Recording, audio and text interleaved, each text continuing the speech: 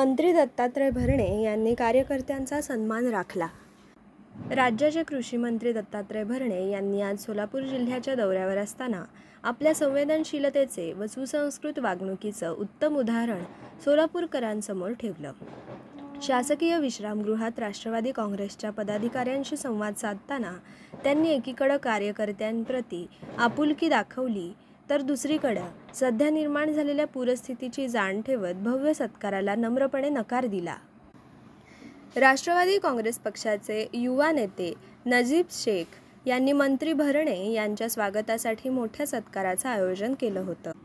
यामध्ये क्रेनच्या सहाय्यानं त्यांना भला मोठा हार घालण्यात येणार होता. मात्र मंत्री भरणे यांनी यंदा विशेषतः सोलापुरात पुरामुळे झालेल्या नुकसानीमुळे शेतकरी हवालदिल झाल्यानं भव्य सत्काराला नम्रपणे नकार दिला. पण त्यांनी नजीब शेख यांच्याच हस्ते टोपी आणि शालचा सत्कार स्वीकारत आपल्या नेत्याचा सन्मान राखला.